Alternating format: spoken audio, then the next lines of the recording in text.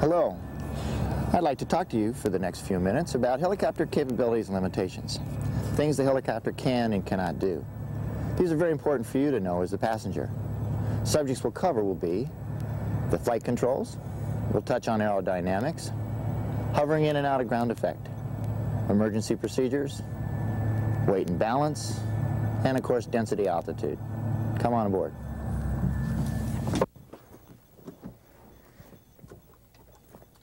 There are four primary flight controls. The first is the cyclic, flown with the right hand. The second is the collective on the left side of the pilot.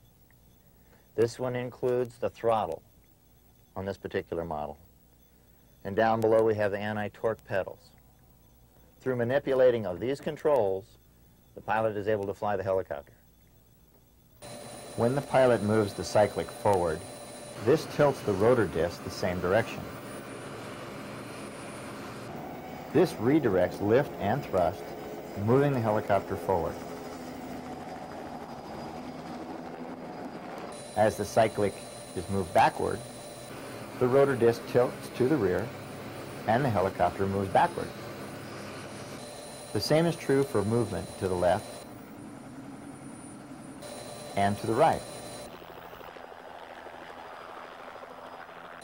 The collective, at the pilot's left side, controls the up and down movement of the helicopter. As the collective is raised, the pitch of the main rotor blades is increased collectively. More lift is generated, and the helicopter goes up. When the pilot lowers the collective, lift is reduced, so the helicopter descends. The throttle is also located on the collective. In turbine helicopters, the pilot uses this during startup and shutdown of the engine. A governor controls proper engine RPM during flight. At the pilot's feet are the anti-torque pedals. These control the thrust of the tail rotor. The tail rotor counteracts torque created by the main rotor and keeps the helicopter from spinning. The anti-torque pedals also provide directional control, left and right, when the helicopter is in a stable hover. When the pilot pushes the left pedal, the helicopter rotates to the left. The right pedal causes a turn to the right. Now let's talk about helicopter performance. A condition called ground effect generally improves the capabilities of helicopters. Simply put, when a helicopter is within 1/2 rotor diameter from the ground, it is called hovering in ground effect, HIGGE. A cushion of air has been created between the ground and the helicopter, increasing lift and reducing power requirements, providing the surface is relatively smooth and level. Rough terrain, ridge tops, or pinnacles may reduce or even eliminate the advantages of ground effect. Once the helicopter exceeds the 1/2 rotor diameter distance above the ground, the cushion of air dissipates and you are now hovering out of ground effect, HOGE. To maintain a hover, the helicopter must now use considerably more power, reducing its effective payload. As you can see, the helicopter is much more efficient when you can use in-ground effect sites for your takeoffs and landings. And if you must use an out-of-ground effect site, the number of people or pounds of cargo you want to carry may have to be reduced drastically. A normal takeoff consists of bringing the helicopter up to an in-ground effect hover and translating the helicopter into forward flight. Additional lift is created as the helicopter moves from the turbulent air created from hovering to undisturbed or clean air in forward flight. This is called translational lift. Translational lift occurs at about 15 to 18 miles per hour. Translational lift will also be produced when hovering with a 15 or more mile per hour steady headwind. The wind blows the turbulent air away and provides clean air and more lift for the helicopter.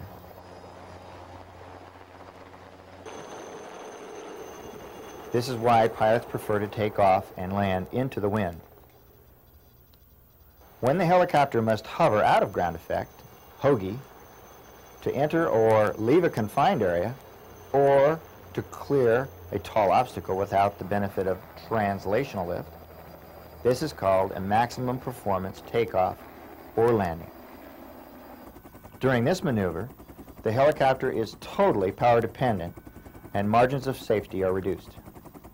So whenever possible, try and avoid these types of landing areas. What are the helicopter's capabilities in the event of an emergency? An engine failure, for instance? Engine failures in turbine helicopters are very rare. However, should one occur, a helicopter is capable of auto-rotation to a safe landing. A good thing to know if you're a passenger. During powered flight, air flows through the rotor system from the top and out the bottom. Helicopters have a free wheeling unit which automatically allows the main rotor to rotate freely if the engine fails or there is some other mechanical emergency. The rotor system then maintains flight RPM by reversed airflow. The pilot has full control of the helicopter during this maneuver, as I will now demonstrate for you in this practice auto-rotation. Here I have completely lowered the collective and removed all power to the rotor system. The helicopter descends rapidly at this point. As I approach the landing site, I ease back on the cyclic, raise the helicopter's nose, and slow the forward airspeed and rate of descent. Now, I level the helicopter, and using the stored up inertia in the rotor blades, I cushion it to the ground, completing the auto-rotation. Each helicopter model has a chart called the height velocity diagram. This chart shows the combination of airspeed and altitude from which a safe auto-rotation can be made. As you can see, the safest flying is done above 500 feet and at cruise airspeed. This is not to say, do not go low and slow. Just limit your flying in this area to only that is necessary to get your job done. Remember to assume the emergency position during any auto-rotation from any height. Now let's talk about density altitude and its effect on aircraft performance. Density altitude, by definition, is pressure altitude, or elevation, corrected for temperature and humidity. Air is said to be thin at high. There are fewer air molecules per cubic foot at 10,000 feet than there are at sea level. Also, as air is heated, it expands, and you can get fewer molecules of warm air in 1 cubic foot than you can cool air. In effect, warm air is also thin. So, as you go up in altitude and temperature, density altitude also goes up.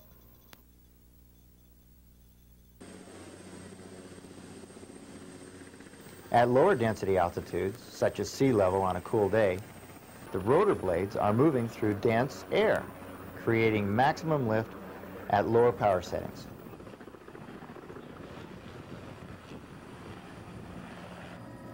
When the density altitude goes up, the air thins out. The rotor blades have less air to grab, and the pilot must increase power. Helicopter performance and capabilities decrease. So, during the warm summer months, plan your helicopter projects for early morning when the air is cool to maximize the performance of your helicopter. And when you add hover out of ground effect landings, or HOGE, to your project, just remember this saying: when it's high, HOGE, and hot, you may not carry a heck of a lot. Finally, we need to discuss weight and balance. At any given altitude and temperature, by manufacturer specifications, a helicopter can only carry a certain amount of weight. The pilot must determine this weight based on the current conditions by doing load calculation from his aircraft flight manual, prior to the flight. This weight, or payload, must not be exceeded. Accurate weights of passengers and cargo are an absolute necessity for the pilot to properly load the helicopter. Once this allowable payload has been determined, the pilot must then balance it aboard the helicopter. If you draw an imaginary line through the helicopter, at the middle of the rotor system, this is what is known as the center of gravity, or CG. To maintain the best and safest flying characteristics, the pilot has to balance the load on the helicopter. If the CG is too far to the rear or aft, the helicopter flies with a nose-up attitude.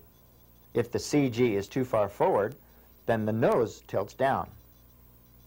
In either case, control movements are difficult and maneuverability is decreased, not desirable if an emergency should occur. The same is true for lateral CG, or side-to-side loading. Try to keep all weight evenly distributed. If in doubt, ask the pilot where to sit or place and secure all cargo.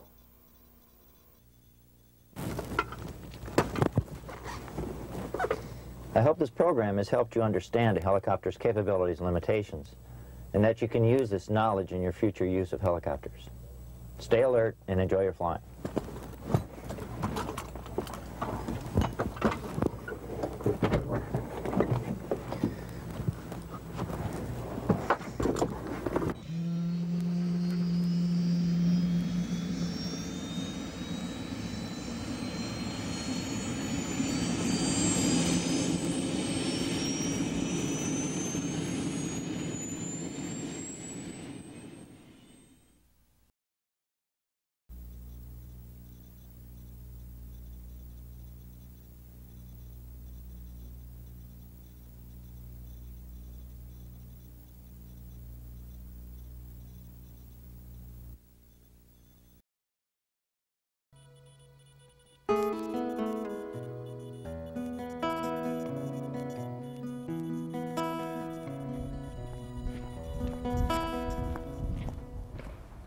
Personal protective equipment, PPE, what is it?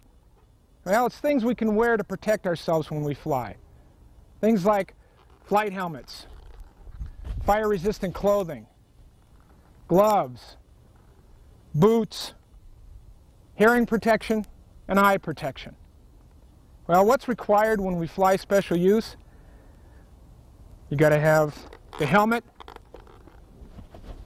fire-resistant clothing, gloves, and the boots. Let's talk about fire-resistant clothing. You've got a choice here. You can either go with the full one-piece Nomex flight suit like this, or if you prefer, the Nomex fire shirt and fire pants. They both are equally as effective. It's your choice. Now, what you wear underneath is really important. Something like this 100% cotton t-shirt works great. Provides an extra layer of protection, and it doesn't burn or melt like a synthetic fabric does. So always stick with natural fibers underneath your flight suit or fire clothes. If you're going to wear the protective clothing, you need to know how to wear it right. What's right? Well, let's start with the sleeves. Sleeves should be down over your flight gloves and securely fastened. Next thing you want to make sure is that your flight suit or your fire shirt is zipped or buttoned clear to the top, and that your collar's turned up. The name of the game here is protection. You're trying to protect yourself against the possibility of a post-crash flash fire. So you protect yourself as much as you can. Also, if you've got zippers in your pants legs, zip them down to where they're snug at the bottom. What about gloves? What I've got on here is probably about the best you can do, and that's the Nomex and leather combination flight glove. 100% leather works very well too, offers good protection. What you do want to avoid is a synthetic-based glove, something that in a post-crash fire may burn and melt. Even 100% wool is not going to offer the protection you need. Also, if you're going to wear the gloves, make sure they're serviceable. Check them for holes, torn seams. If they've got any kind of that, they've lost their integrity and they're not going to offer you the protection that you need.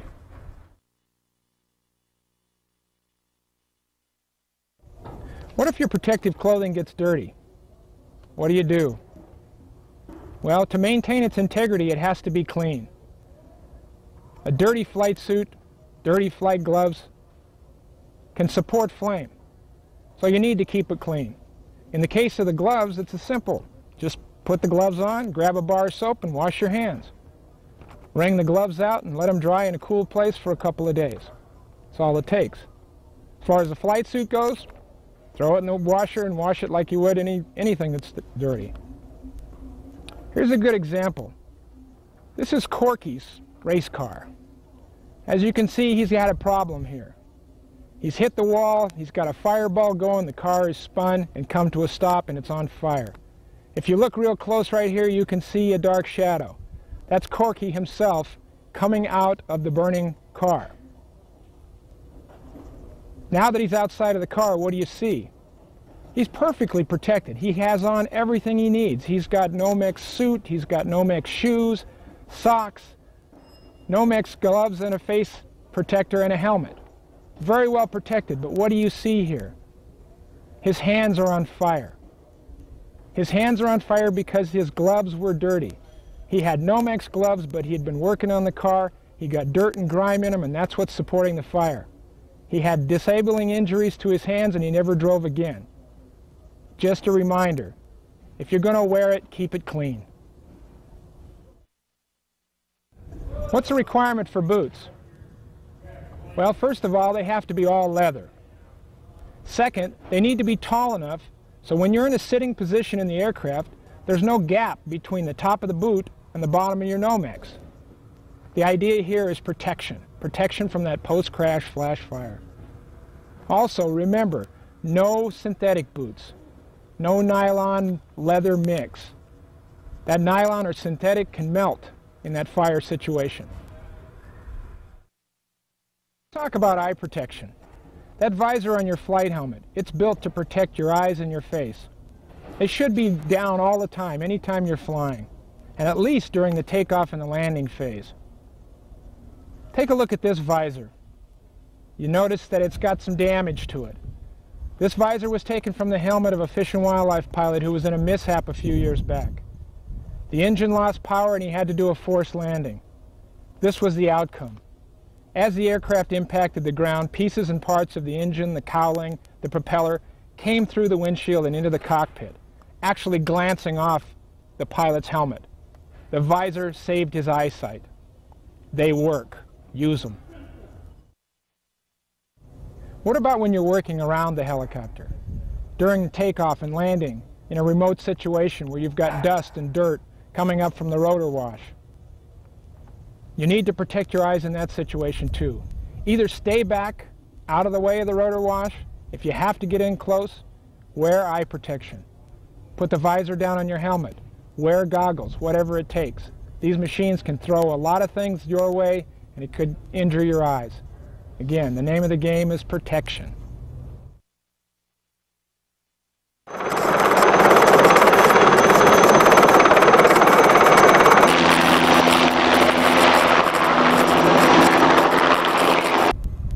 Noisy, right? Let me talk to you about hearing. Hearing is something that over a period of time, you lose a little bit today, a little bit tomorrow, a little bit next week, and it doesn't come back. It's a cumulative thing. Over a number of years working around the noise of helicopters and airplanes and anything else loud or noisy like that, you can lose the hearing in your ears. So, when you're in that environment, wear your helmet, SPH, Sound Protection Helmet. Or wear earplugs or earmuffs, anything you can do to save your hearing.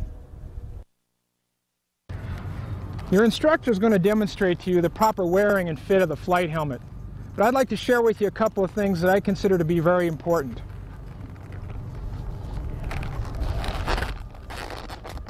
One thing you need to remember, when you put the helmet on, fasten the chin strap. Adjust it snug. It's useless without it. The helmet won't stay on your head in the event of a crash. So the helmet's on, and it's fastened snug.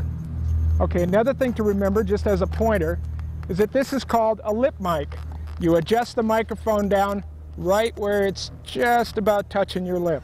That's about right. If you can reach out and touch it with your lip, it's in the proper position. Also, don't forget the visor down and locked. This is an expensive piece of equipment. It's got delicate avionics in it. It belongs one of two places, either on your head or in the bag.